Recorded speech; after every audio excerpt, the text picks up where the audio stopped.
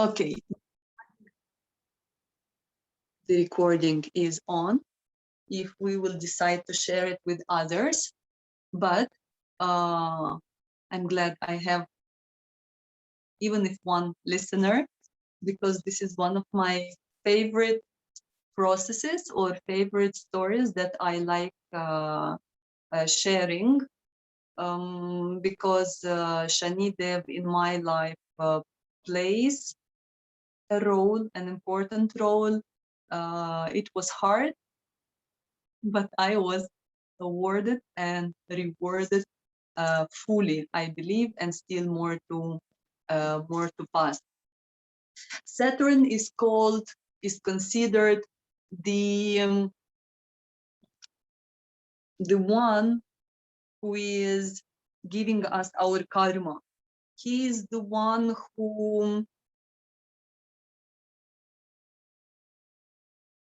let's say, punishes us, but the punishment comes not from anger or weakness. The punishment, we take it as punishment, but actually for us this is a chance to become better. When there is something that impedes us to progress as a soul, most of the time, of course, it's connected to the material, then Shanidev just removes it. People lose their jobs, people lose their relatives, people lose their health, people have all kind of challenges during every 9 years for 1 year, and every 30 years there is this period of Sadhasati, which lasts 7 years and a half. And when it's our like examination hardcore moments in our life, Shanidev is responsible for our knees, for our bones, and in a woman's body for the hair. This is why the hair should be long, at least till the level of the heart chakra, so that all our problems, they go outside. They are concentrated in the hair. So basically they don't stay inside us. We become less worried, we become less afraid. Everything that is negative, it just goes into our hair, outside us, outside our body. This is why women with very short haircuts, they are more vulnerable to all these anxiety that might happen inside. People who often break I don't know, some part of their body, obviously it means that they have problems with understanding the rules, the legislation of Saturn planet. People who are workaholic in a very crazy way, against people who are very poor. People who are very poor are also let's say, negatively affected by Saturn. Otherwise, those who really respect its laws, and the main principle of Saturn is executing our daily duties. Saturn moves slowly, Shani, slowly. He doesn't like when we are in a hurry. He doesn't like when we are lazy, when we are not organized. He likes us executing our daily duties for years. He likes us being punctual. He teaches us to respect the old people. He is the one who protects the poor and the handicapped. So whenever we help a handicapped person or a poor person, we automatically somehow get a bit of mercy of Saturn. The crows are related to Saturn. This is why people also have a bit negative attitude towards crows, thinking they are scary birds or birds that signify somehow death or problems. Well, in a way, maybe, but all this is has purpose to make us understand something or make us better. So Saturn, by the way, Saturn is the one who really gives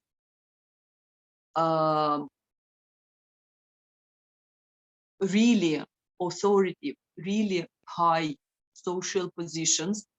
When people achieve real success, well-deserved success, it's given by Saturn.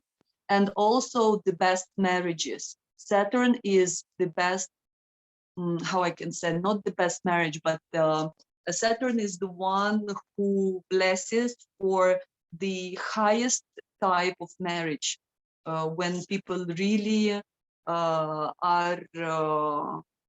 beyond the physical. So people who have a very good Saturn in their astrological chart, they have all the chances to really have a wonder, a real marriage, to understand love, to understand partnership. So by doing different things in order to adjust the energy of Saturn in our body, we do different things and we have chances to achieve those. The day of the Saturn is, of course, Saturday.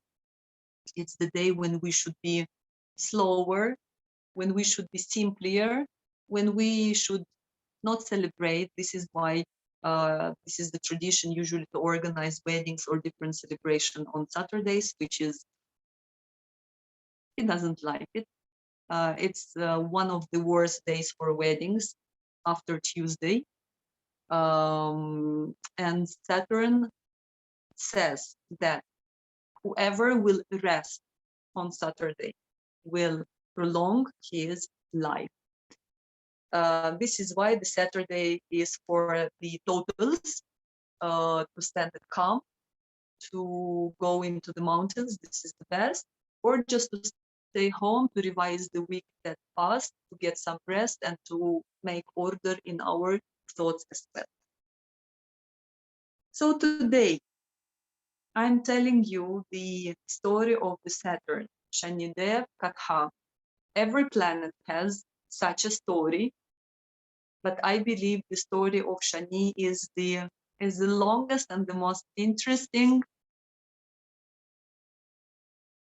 I like sharing it every time. I listen to it every Saturday. This is a very good thing to listen to it every Saturday, and to share it whenever we can. I know I have shared this. I have told this story in unbelievable where, in the airport, in the Saturn's temple in India, of course everywhere, here, everywhere. And I like that day. I can tell it to you because today is the appearance day, is birthday of Shanidev Jayanti. So let's start.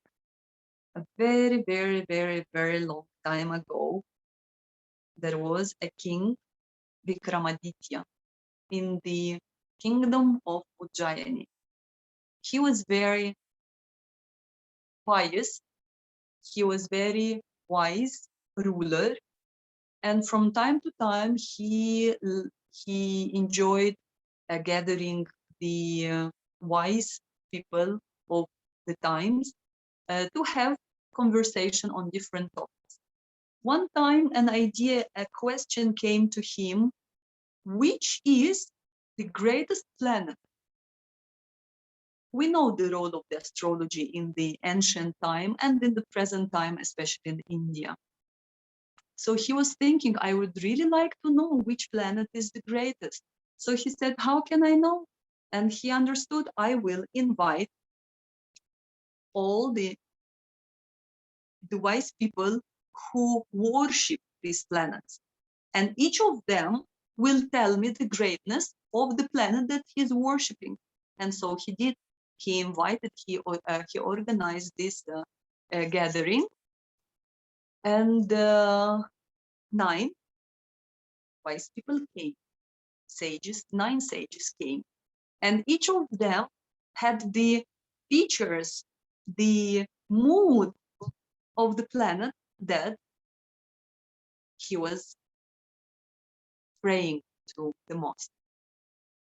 So one after one, they started saying the greatness of the sun, of the moon, of the Mercury, Jupiter, Shukracharya, the Venus, Rahu, Ketu even.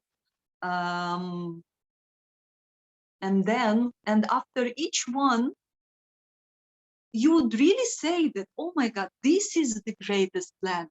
Like with all these qualities, with all this history, with all these features, definitely this is the greatest planet. And then the turn came to the sage who was worshipping the Saturn. He was looking just like Saturn himself. He was very tall, he was very thin, and even he was a problem while walking. He was very severe looking and very laconic. And then he started saying about the greatness of Saturn.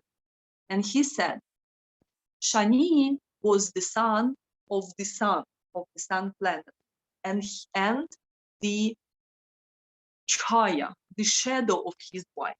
This is another long story, interesting story. But he was the son of the sun with the shadow of his wife. So when Saturn was born, he was dark in color. Saturn is dark in color. And the son, Suryadev, he said, this is not my son. And Shani, as a baby, looked at his father, and his father became black, like an eclipse happened to him. He started suffocating, and he was almost about to die. And when Vikrama, the king Vikrama, heard this, automatically, without unwillingly, he said, oh my God, instead of having such a son, it's better not to have children at all. It just came out of his mouth. And in the very same moment, above his castle, on his chariot, was flying Shanidev, and he heard it. And he said, stop, I have to stop, I have to pass by. And he entered the meeting hall. And when Vikramaditya saw him, he said, Yaweli, I know I made a stupid thing, but what can you do? He started apologizing. He started asking for mercy, for forgiveness. Please, I made a mistake. Please forgive me. Please, I know it was so stupid of me to say, I didn't mean it. I really didn't mean it. Please forgive me this time. And Shanidev said, you doubt my greatness? If I will forgive you, if I will let you go, then you will never get to know my greatness. So you will get your punishment. And he left. Of course, the day was spoiled. Vikramaditya was very upset. All his astrologer, all the sages in the kingdom, they started coming to him with suggestion what to do to get the mercy of Shanidev, to make the punishment less painful. He did all that. But eventually he said, I made a mistake, and I am accepting the punishment, whatever that would be. 1 month passed, and in that kingdom came a merchant with wonderful horses. All the kingdom was only talking about how amazing, how great his horses are. So of course Vikramaditya also heard, and he sent his men, and he said, go and buy me the best horse.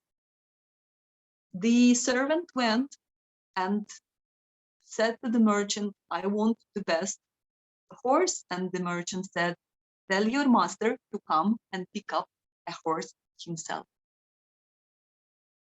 Vikrama was the king, but he wanted a horse that much that he went himself.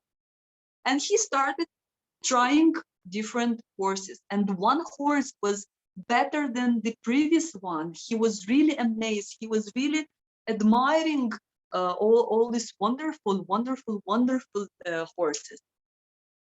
And then at the end, the merchant said, he showed him a black horse. And he told him, try this one. You will like it. Vikrama asked him, how much? He said, 100,000 silver rupees, which would be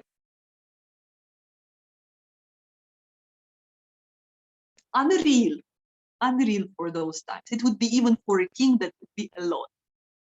And King Vikrama said, like, wow, it's much. He said, you don't have to pay now. You just try the horse. You like, you pay. You don't like, you didn't lose anything. Vikrama said, okay, nothing to lose. I will try the horse. I really want. The moment when he climbed the horse started running as wind. He was barely touching the ground.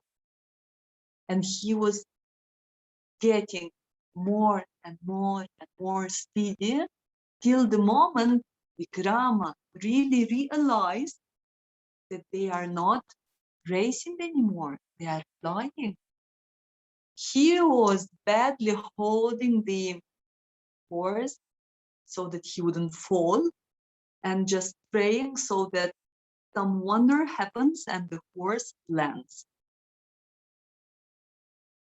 The horse didn't land soon. It took him some time.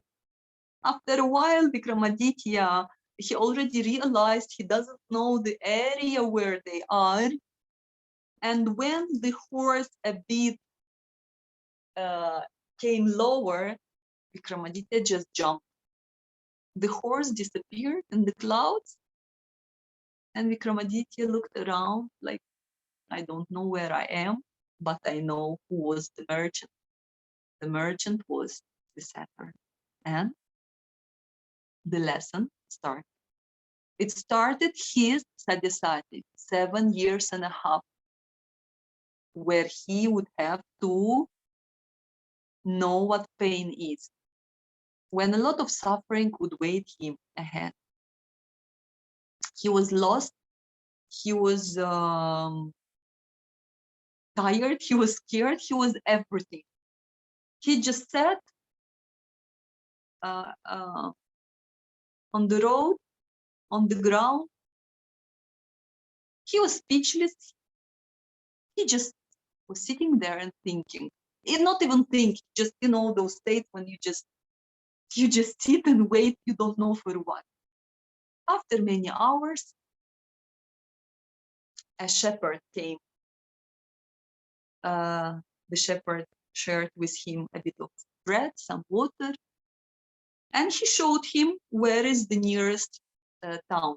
So Vikramaditya, step by step, he went there and he reached the town. He was very tired, so he just, on the marketplace, he just sat on the walk side, and he was just aimlessly sitting there. Across the place where he was sitting on the ground, there was a shop. And the owner of the shop noticed that there are so much more customers in his shop today than usually. And he saw the stranger sitting across.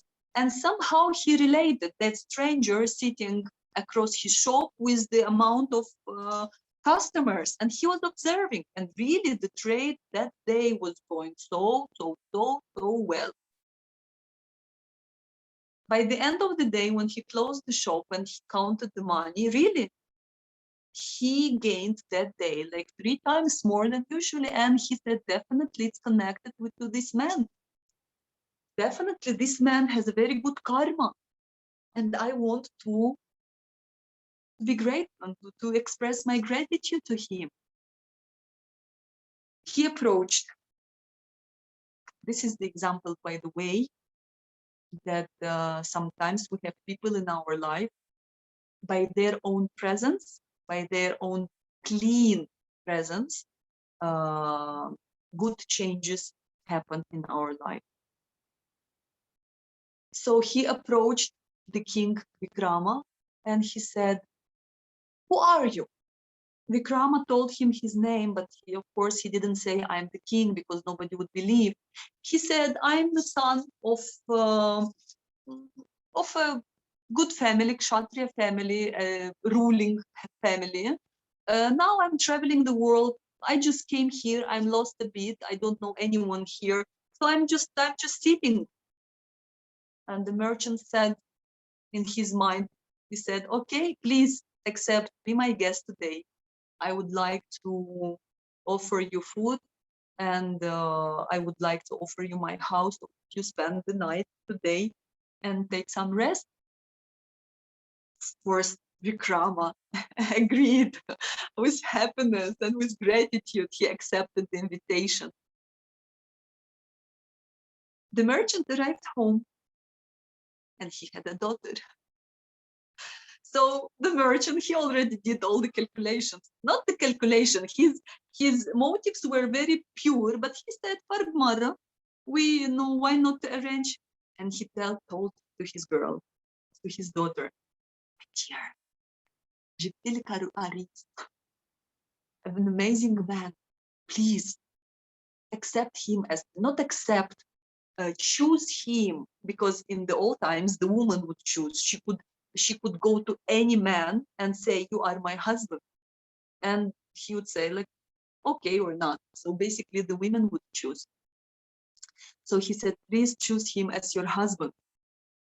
The girl looked at Vikrama and she liked him, but she was very smart, and she said, Daddy, I will test him tonight. If he will pass the test, okay. If not, next one. They had food, they had delicious food. It seemed to Vikrama that it's been years since he had good food. He had been shown his room. The merchant offered him the best room, the room where his daughter, Alolika, was practicing arts. The bed was smooth, the bed was warm, and Vikrama was so tired after all these adventures. So he just got under the blanket, but he was afraid to sleep because he was feeling that's not all, something will follow.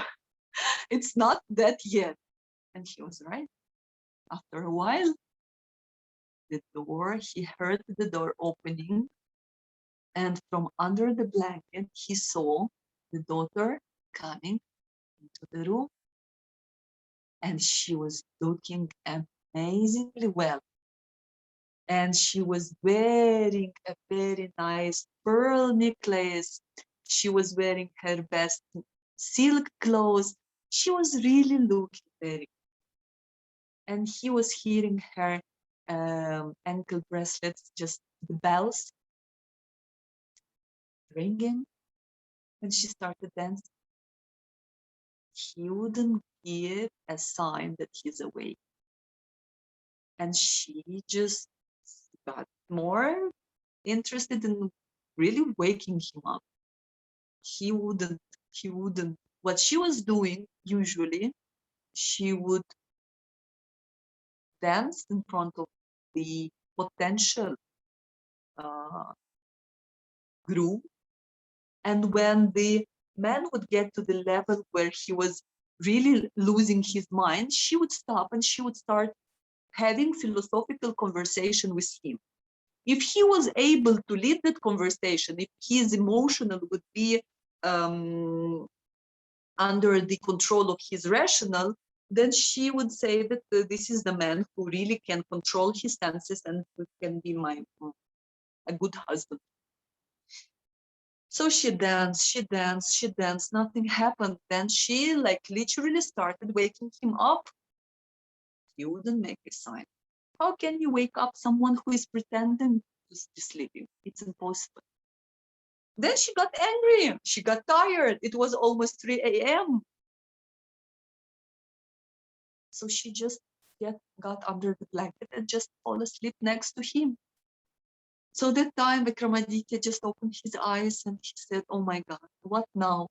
Like, yeah, Bennett, I cannot marry you. If you would only know in what troubles I am, I would ruin your life. I don't want you suffering next to me. So I cannot wake up now, because if I wake up and I realize that you've been so close to me, I will be forced to marry you and I cannot put you through such suffering. And he said to run away also, it's not nice. And then thinking of this, he heard some. And when he looked on the wall, where the girl hung her pearl necklace. He saw from a painting a swan put its head outside, and the swan started eating the pearl necklace. He said, oh my God, that's too much. I think you are now saying that's too much. But this is what happened. The swan started eating the pearls, and he said, oh my God, they will say in the morning that I stole it. So I cannot run, I cannot stay, I cannot marry, I cannot say that this swan ate the pearls. Who would believe me? It's really starting. In the morning, the girl woke up and she said, there is no necklace. And she said, Baba, yeah, Baba.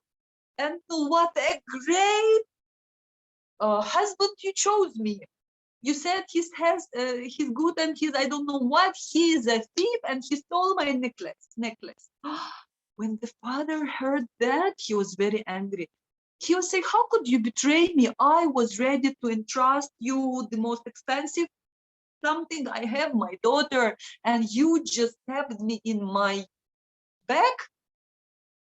And Vikrama said, that's really not me. I didn't do it. And like what he could say. The merchant was so angry, especially seeing Vikrama lying in his opinion. So he said, let's go to the king. He took him to the king of that kingdom, the king Chandrasena. And he said, this man stole the necklace of my daughter. He was a guest in my house, and probably he has someone, they are a gang, probably because I searched him and he doesn't have the necklace. Probably he already gave it to someone, and those his friends are waiting him somewhere behind the corner. The king said, tell me the truth, where is the necklace? I didn't take it. Okay, you didn't take it, so now tell me the truth, where is the necklace? So where is? In the end, the king became angry and he said, you don't want to say? It's fine. We will punish you so that your friends see it, so that nobody again will even think of coming into my kingdom and stealing. Cut his feet and cut his arms. And throw him outside the city. And I forbid anyone to help him, to feed him, or to give him water.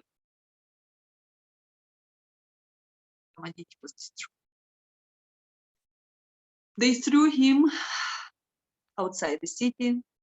He was in immense pain, emotional, physical. He was destroyed. It was the most painful, it was the most difficult month of his life. Nobody would dare to help him, of course, even though they felt like doing that. After 1 month, the king asked, "What about that thief? Did he die?" And his servants asked, "Amazingly, but not. He's living outside the city on the road. He's in much pain, but till now he's alive." He didn't understand why, but Chandrasena felt like some pity for that man. Because even though apparently he was a thief, but his karma, his good qualities made him shine, made him make people want to help him. So the king Chandrasena, he said, "I allow you to feed him and to give him water." People of the town were happy because they felt like helping him. So at least they started helping him with water and with food. After some time, a chariot with a lady was passing by the place where Chandrasena was just sitting on the ground. And the woman looked at him and something struck her mind like, I know there is something familiar in his face. Of course, Vikrama was changed. That glow of the king was gone. But there was something. And she said, "Oh my God, this is my king. Stop, stop, stop the chariot." And she jumped out of the chariot and she said like, "My lord, it's you. You are Vikramaditya. I'm a girl. I'm married in this kingdom, but I'm from Ujjaina. I'm from your city and you are my king. And what happened to you?" He told her what happened, that he's getting the lesson of Shanidev and that he well deserved what the misery that he's living in, even though he was in so much pain. He didn't blame. إنه رئيس هيك وحكومة هيك وفي وما في. The man with dignity accepted his fate, even though he was not, in his opinion, that much guilty to get that pain. She said, and he told her, "The king forbade anyone to help me outside except food or something." She said, "Oh no, you have to come with me. You were my king. You are still my king. You were like a father to us. You took great care of us. And this is my chance. I could only dream of a chance to reward you with the same gratitude, with the same, to help you somehow." So she brought him home. And when her father-in-law saw him, he said, "Are you crazy? This is the thief, and the king forbid us to give him a shelter or something." And she told them, "This is the king. He's now in trouble, and it's my duty to help him. He will stay here. And tomorrow, please go to the king and ask him to allow us to give him the shelter in our house. The king will not accept. See, you go, and you will see he will accept." And he went. When the woman wants something,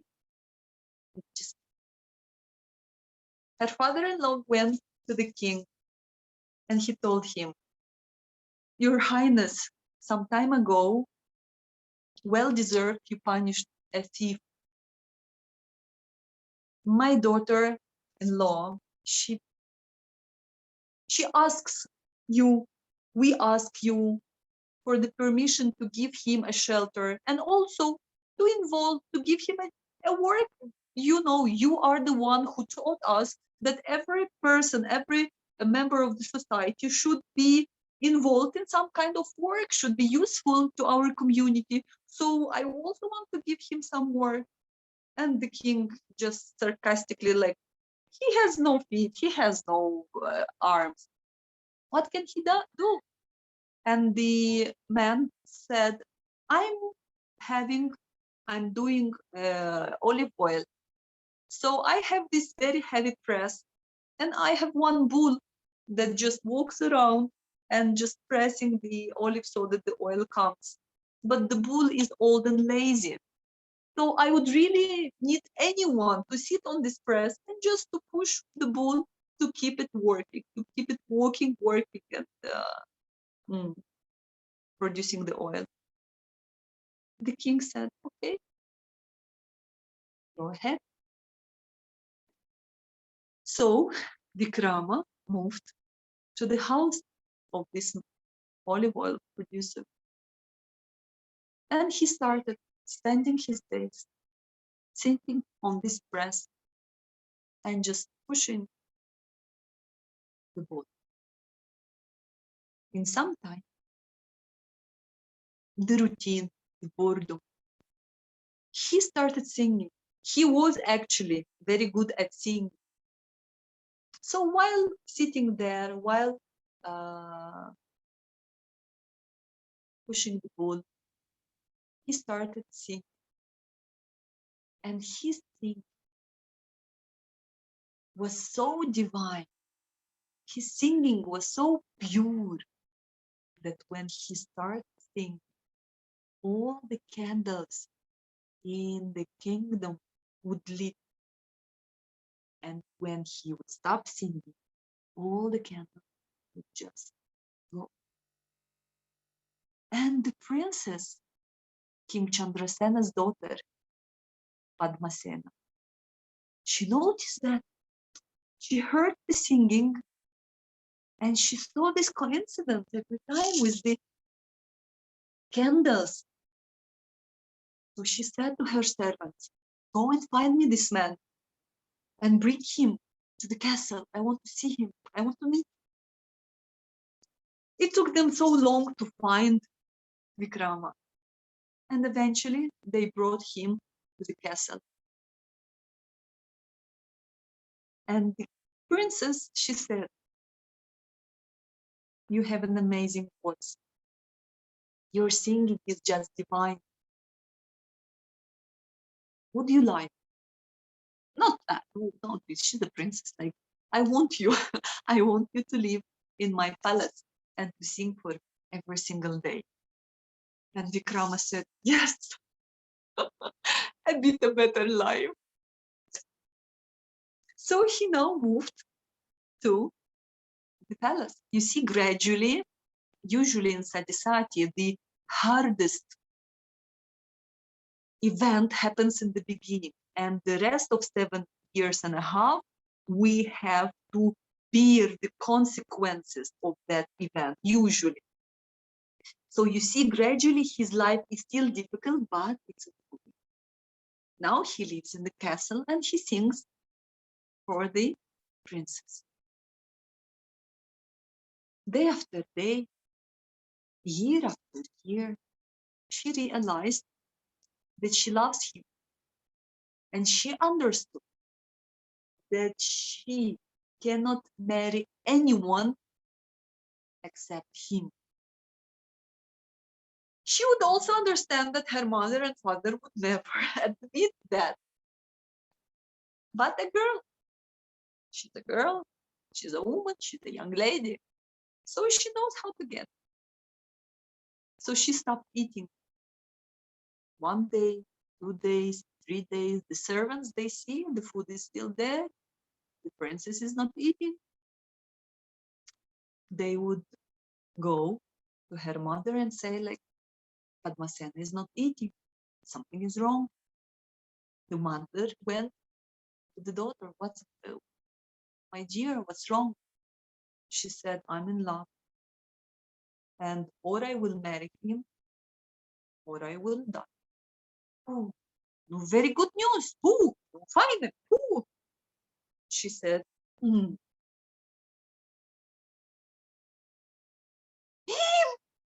You are the princess. He is a thief. He is a handicap.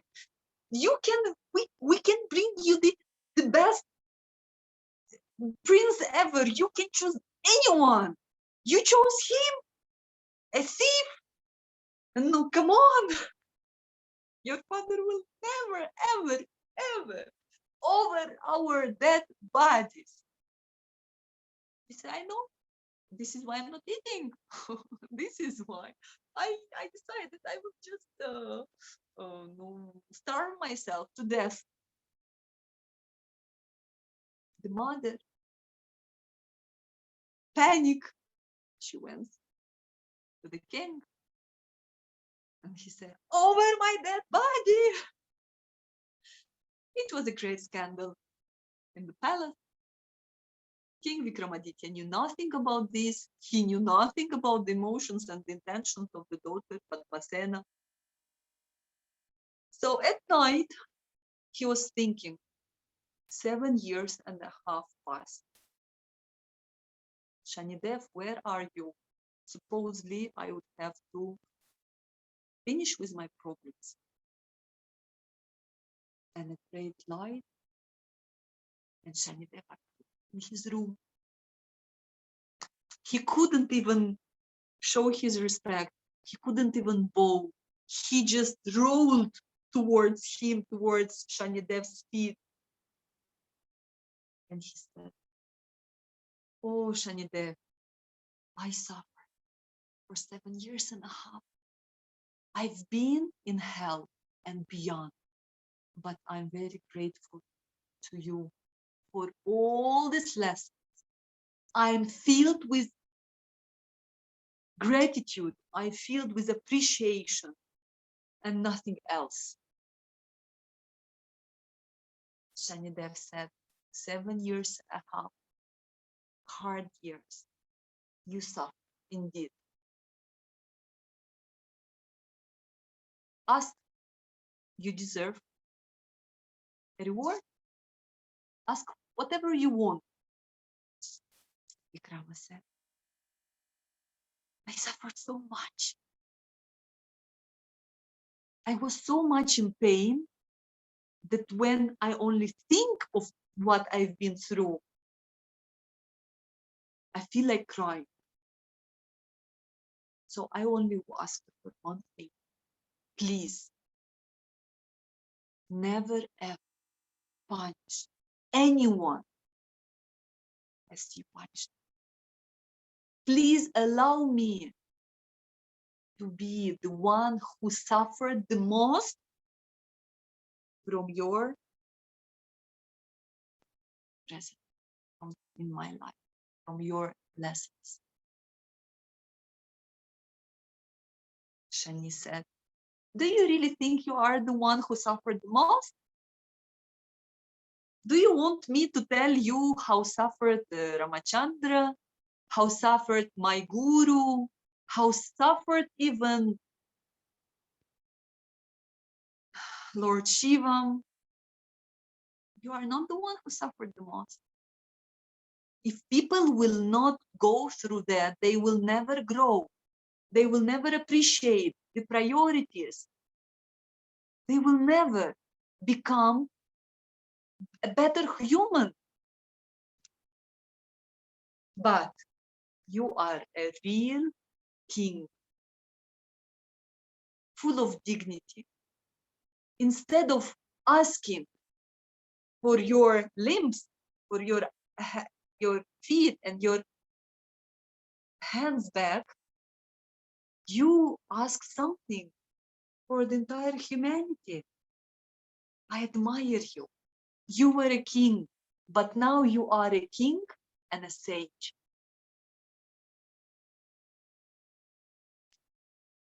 And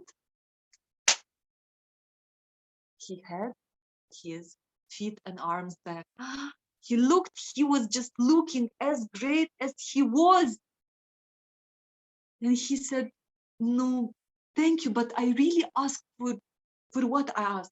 He said, I know, I will grant your wish, but as my personal reward, I give you back everything you had and even.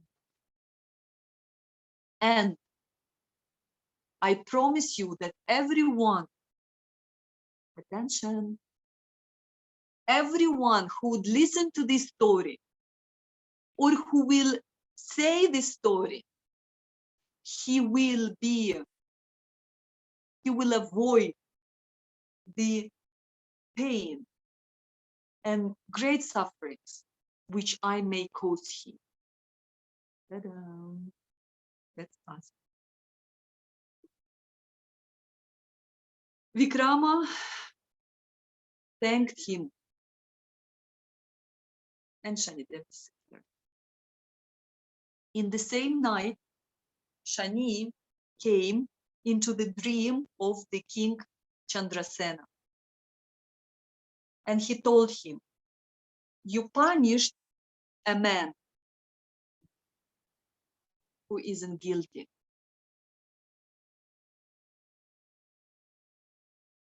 Chandrasena woke up, and now we kind of listen and we say, like, come on, no, who would care? But in those times, the kings, the rulers, they were really representative of God on earth. They were pure, they were honest, and they were serving, protecting their people. He woke up and he said, how could I possibly punish?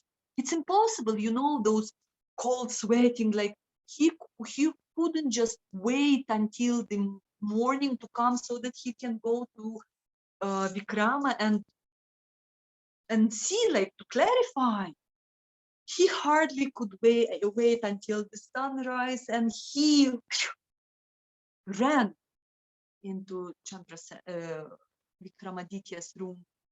And when he saw him standing in front of him, handsome, glowing, his arms, his feet back, and say, "Who are you?"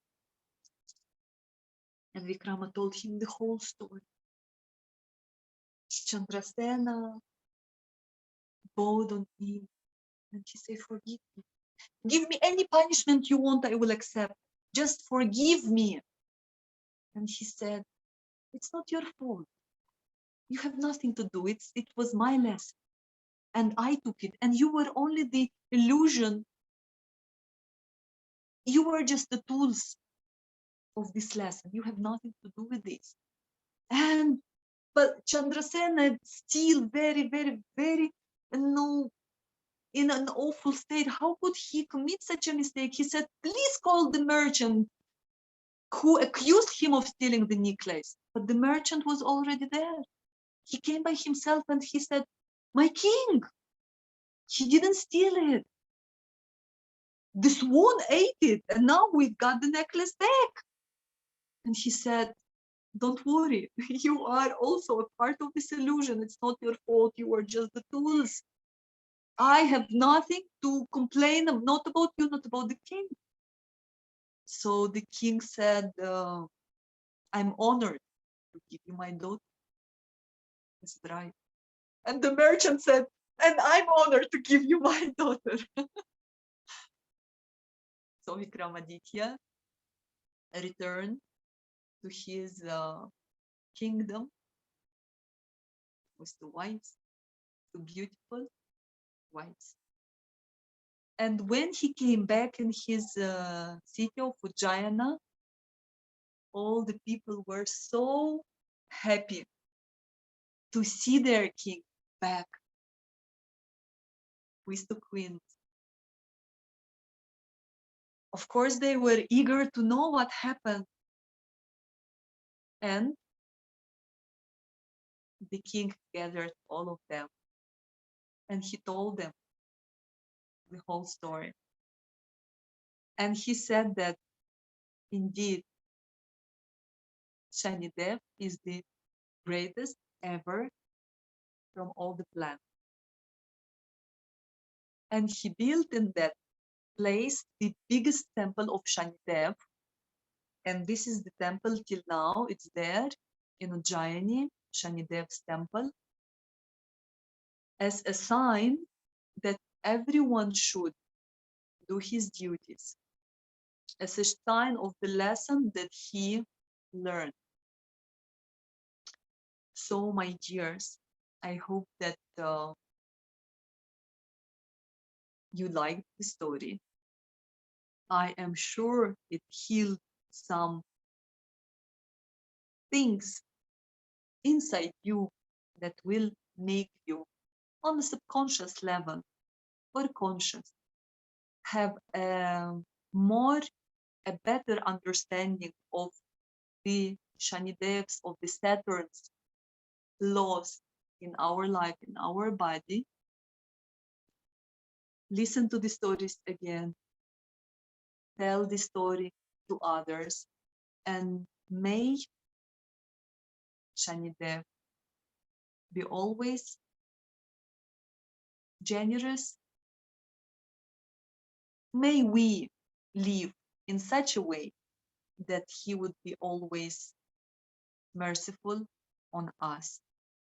Because having Shanidev as a friend, we couldn't wish for more. Because he's an unconditional servant. And so should be. This is how we also should be. I'm grateful for listening this. You allowed me to improve my Saturn a bit.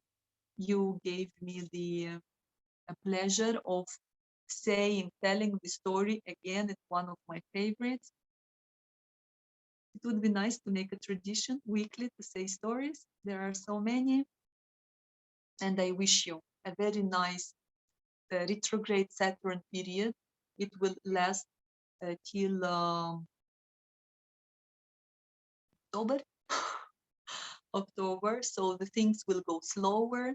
Maybe there will be delays, maybe there will be change of plans, but it's only for our best if we just approach it with understanding. I'm very grateful to you and have a very blessing day, and congratulations with the ending of our karmic corridor. Yes, Lina, it's a complicated story. Complicated meaning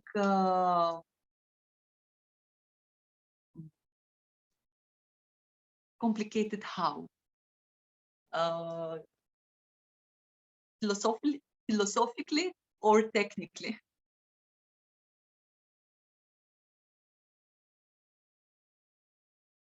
Usually all the stories of the planets, they are very simple. They are even primitive.